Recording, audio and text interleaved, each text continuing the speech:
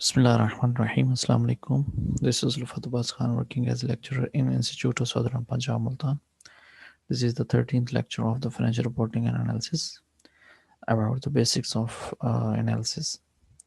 Just like the ratio analysis, you can say the ratio types are the liquidity ratio, leverage ratio, which is related with the borrowing capacity, profitability, which is related with the performance of the firm, and the investor based ratio, which has technical and fundamental analysis, and cash flow ratios are which is related with the long term and short term liquidity, borrowing capacity, and profitability of the firm.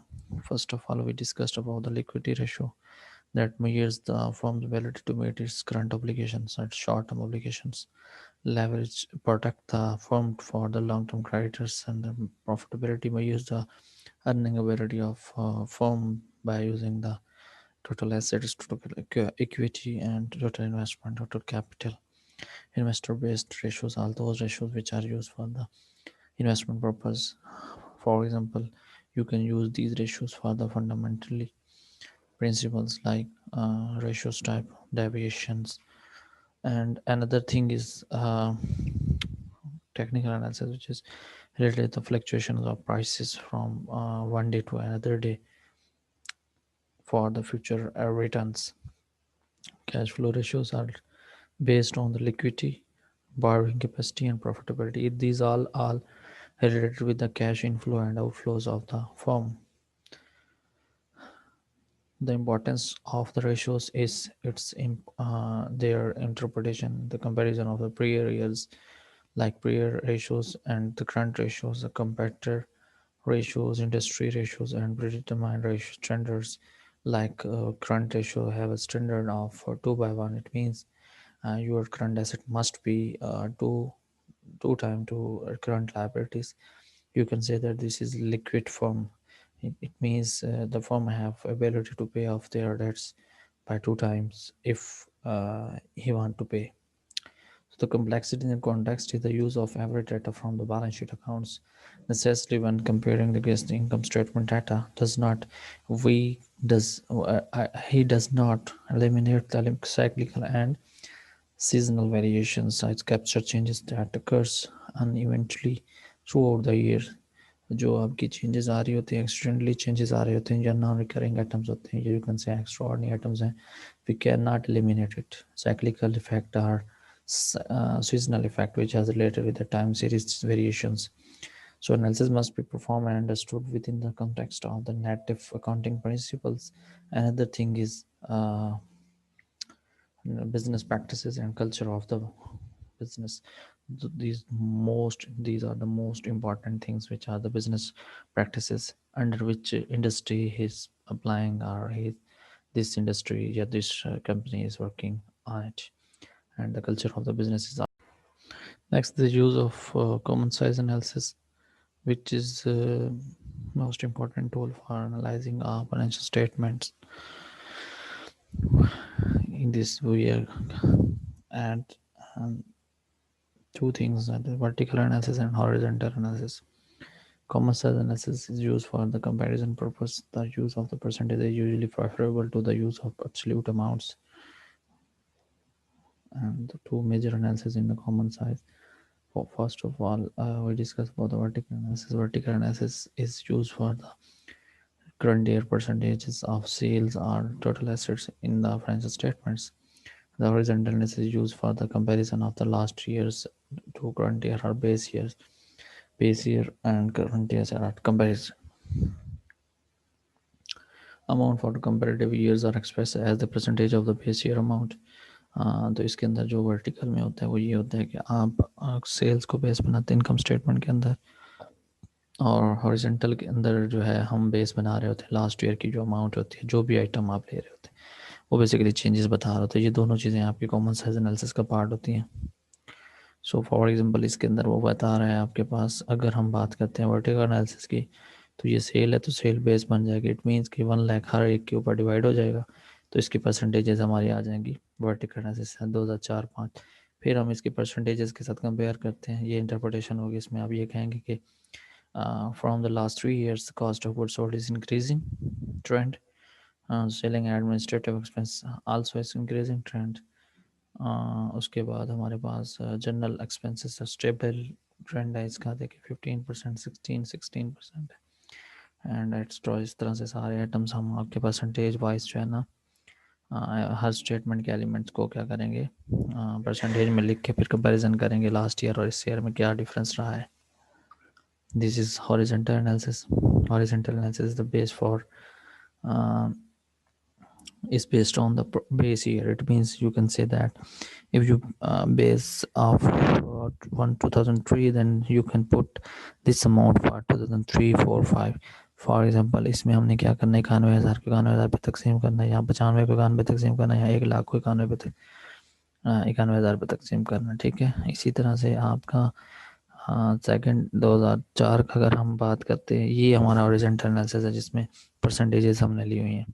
तो last year का जो items हैं उसको हम current year के item से divide करते जाएंगे तो आपका आंसर आता जाएगा। इट मीन्स कि हमारे पास 56,420 56,420 पे डिवाइड किया 100%, 60,800 को डिवाइड किया 56,420 पे, यहाँ 65,000 को डिवाइड कर दिया 56,420 पे। इसी तरह से हर आइटम को हम डिवाइड करते जाएंगे और परसेंटेजेस हमारे इंक्रीज डिक्रीज होंगी, जिसकी बेस पे हम डिसाइड करेंगे कि हाँ हमारे पास जो आप कह सकते हैं कि जो परसेंटेजेस आएंगे वो increase in decreasing trend show करेंगी। Year to year change analysis है, ये अलग एक एनालिसिस है जिसको हम यूज़ कर सकते हैं for the purpose of comparison। ठीक है, use both absolute and the percentage guidelines के when an item has a value in the base year and the none the next year the decrease is 100%। ठीक है, it means कि अगर पिछले साल कुछ नहीं था, इस साल अगर आपकी अमाउंट आ गई है तो इसका मतलब ये है कि वो अमाउंट आपकी 100% increase I. Meaningful percent change cannot be computed when one number is positive and the another number is negative. A percentage change is computable when there is no figure in the base year। तो इसका मतलब ये है कि जब positive negative values आ गई तो फिर भी आपने उसको कंप्यूट नहीं कर सकते हम, और अगर आपके बेस ईयर में कोई वैल्यू नहीं तो फिर भी कंप्यूट नहीं कर सकते। तो इसलिए बेस ईयर का होना बहुत ज़रूरी है। इंडस्ट्री वेरिएशन में क्या है, financial components very by the type of industry. Merchandising में अलग है, सर्विस में अलग है, मैन्युफैक्चरिंग में अलग है। मर्चेंडाइजिंग में आपका प्रिंसिपल जो एसेट होता है उसको इन्वेंट्री कहते हैं, और सेल्स में भी primarily for the cash and current data आपकी दोनों काम पे होता है। अगर हम सर्विसेज की बात करते हैं तो लो और नॉन एग्जिस्टेंट जो है ना वो आपकी इन्वेंट्री होती है, लो होती है बहुत ज़्यादा। मैन्युफैक्चरिंग में लार्ज इन्वेंट्री होल्डिंग होती है, substantial investment in plant assets होती है। आपको पता है ज़्यादातर प्लांट एसेट्स जो हमारे पास मेन जो फिक्स्ड एसेट्स हैं उनके अंदर ज़्यादातर इन्वेस्टमेंट होती है हमारी। डिस्क्रिप्शन इंफॉर्मेशन में नैरेटिव डाटा में एनुअल रिपोर्ट्स यूज़ करते हैं, ट्रेड पीरियडिकल यूज़ कर सकते हैं, इंडस्ट्री रिव्यूज़ यूज़ कर सकते हैं। फर्दर फाइनेंशियल पोजीशन के लिए आप फाइनेंशियल जो आपकी स्टेटमेंट्स होते हैं उनको यूज़ कर रहे होते हैं, for example balance sheet, income statement है। जब आप कंपैरिजन कर रहे हैं तो फिर आपने एक चीज़ ध्यान में रखनी, provide the context for the analysis of the ratios and financial data. तो इसमें हम ट्रेंड चेक कर सकते हैं, स्टैंडर्ड इंडस्ट्रियल क्लासिफिकेशन में किस इंडस्ट्री के अंदर कितना है। उसके बाद north American industry classification system के थ्रू भी आप चेक कर सकते हैं, कंपैरिजन कर सकते हैं। कंपेटिटर के थ्रू भी कंपैरिजन कर सकते हैं, इंडस्ट्री एवरेज में भी कंपैरिजन कर सकते हैं कि आपकी इंडस्ट्री में कितनी कंट्रीब्यूशन है, कितने परसेंट शेयर है regarding production, regarding sale. So trend analysis में क्या है, study of financial history of the firm, longitudinal ratios comparison falling है, राइजिंग है, रिलेटिवली कांस्टेंट है। इसमें हाईलाइट कर सकते हैं फैक्टर मैनेजमेंट को और इसके प्रॉब्लम्स को एविडेंस रख सकते हैं कि ये कम हुई क्यों हुई, ज़्यादा हुई तो क्यों हुई। तो ज़्यादा होना भी प्रॉब्लम हो सकती है, कम होना भी प्रॉब्लम हो सकती है। फॉर एग्जांपल सेल ज़्यादा हो गई है तो ये भी एक टेक्निकल इशू है कि आपको ये बताना है कि क्या वजह बनी है जिसकी वजह से हमारी सेल कम हुई है या ज़्यादा हुई है। एसआईसी में जो चीज़ें आती हैं वो आती है classified business by industry, define the industry in the coordinates with the composition and structure of the economy. Economy के अकॉर्डिंग भी आप अपनी इंडस्ट्री के स्ट्रक्चर को डिफाइन कर सकते हैं। स्ट्रक्चर डिवीजन बेस भी हो सकता है, जैसे यूनिट्स होते हैं बिजनेस के, मेजर ग्रुप्स हो सकते हैं, इंडस्ट्री ग्रुप्स हो सकते हैं, सिर्फ इंडस्ट्री डायरेक्टली ले सकते हैं। जैसे पाकिस्तान के अंदर 35 इंडस्ट्रीज काम कर रहे हैं, ठीक है, अभी रिसेंटली एक तो इंडस्ट्री ऐड हुई है। एसईसी ने रजिस्ट्रेंट जो है ना फाइलिंग की होती है उसके मुताबिक भी आप उसकी डिवीजन कर सकते हैं। ये भी आपके पास सिनेरियो है जिसमें कंपैरिजन कर रहे होते हैं।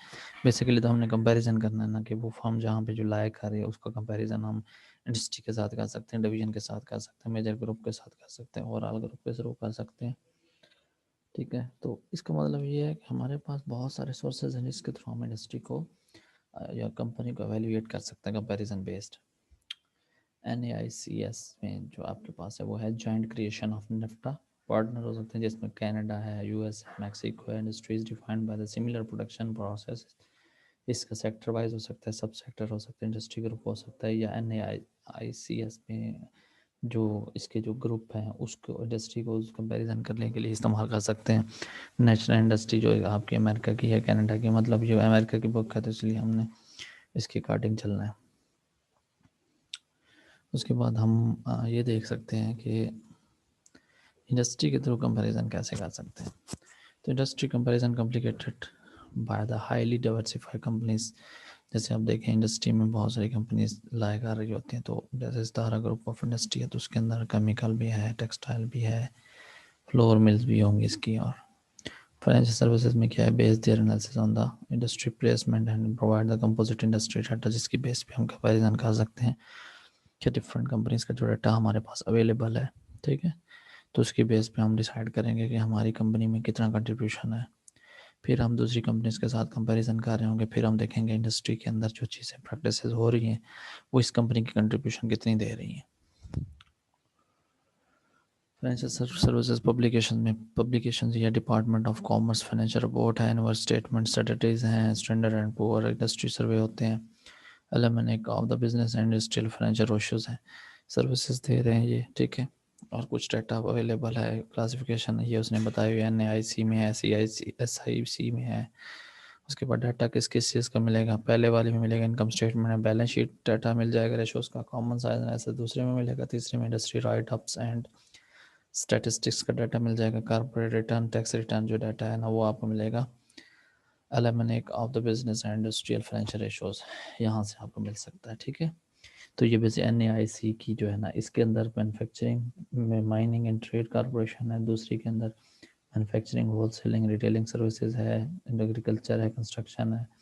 इसमें 50 की शुमाली अमेरिकन कंपनीज हैं, ग्लोबल लेवल के काम कर रही हैं, और 192 इंडस्ट्रीज हैं। ठीक है, अगर हम क्वेश्चन के थ्रू देखें तो रेशियो था subject to variance from the different data, inconsistent फार्मूले भी होते हैं, ऑप्शनल अकाउंटिंग ट्रीटमेंट होती हैं, फिजिकल ईयर एंड में डिफरेंट आ जा रहा है, मीन्स कि आपकी कुछ फिजिकल ईयर आपका किसी का हो रहा है 30 जून को हो रहा है, किसी को सितंबर के एंड पे हो रहा है, किसी का अक्टूबर के एंड पे हो रहा है, किसी का जनवरी के एंड पे होता है, किसी का मार्च के एंड के ऊपर हो रहा है, किसी का दिसंबर के एंड के ऊपर होता है। ठीक है, इसी तरह से फाइनेंशियल पॉलिसीज वेरी करती हैं हर कंपनी की, तो कंपैरिजन करने में कुछ इश्यूज आते हैं, क्वेश्चंस होती हैं। Relative size of the firm की बेस पे भी कर सकते हैं, for example comparison of the disparate size forms होते हैं, जैसे market access, capital market access नहीं होती, इकोनॉमी ऑफ स्केल, जो कुछ लोग सस्ती चीज़ें बनाने के चक्कर में रहते हैं। उसके बाद वाइड कस्टमर बेस्ड होती है, information absolute amplifiers, comparison difficulty होती है कॉमन साइज एनालिसिस में, eliminate the some of the difficulty, common size कुछ ना कुछ ये एलिमिनेट कर देता है कुछ ना कुछ डिफिकल्टी को, क्योंकि आपने कंपैरिजन करना होता है इसका। Percent of the market help to define the relative size, market में आपकी कितनी परसेंट है ये आपके साइज को डिफाइन करेगा कि आपकी फर्म का कितना कंट्रीब्यूशन है। इसी तरह से आपके पास ये कुछ रिपोर्ट्स हैं, ये आप लोगों ने देखनी है, अमेरिकन की स्टॉक एक्सचेंज, ये सारे के सारे सोर्सेस हैं जिसको हम यूज़ करते हुए काम कर सकते हैं। इसके अलावा हमारे पास जो चीज़ें हैं, डायरेक्टरी उसने बताई हुई है कुछ, ये मैं आपसे शेयर कर दूंगा, आप लोग इसको देखिएगा। ये सोर्सेज बताए हुए हैं सारे के सारे कि इसको यूज़ करते हुए आप डाटा को ले सकते हैं। फाइनेंशियल स्टेटमेंट के यूज़र कौन से, मैनेजमेंट, इन्वेस्टर्स एंड क्रेडिटर्स होते हैं। मैनेजमेंट इन्फॉर्मेशन को यूज़ करते हुए इन्वेस्टर और क्रेडिटर के लिए इस्तेमाल कर सकते हैं। इन्वेस्टर किस लिए यूज़ करते हैं, पास्ट और प्रेजेंट इन्फॉर्मेशन को, फ्यूचर की प्रॉस्पेक्ट को देख रहे होते हैं किसी भी फर्म के बारे में। क्रेडिटर किस लिए यूज़ करते हैं, अगर हम शॉर्ट टर्म की बात करें तो करंट रिसोर्सेज को फोकस करते हैं, लॉन्ग टर्म की बात करते हैं तो लॉन्ग टर्म यानी कि फ्यूचर फोरकास्टिंग या फ्यूचर प्रॉस्पेक्ट्स को देख रहे होते हैं। So this is from my side. If you have any query, you can ask in the discussion room.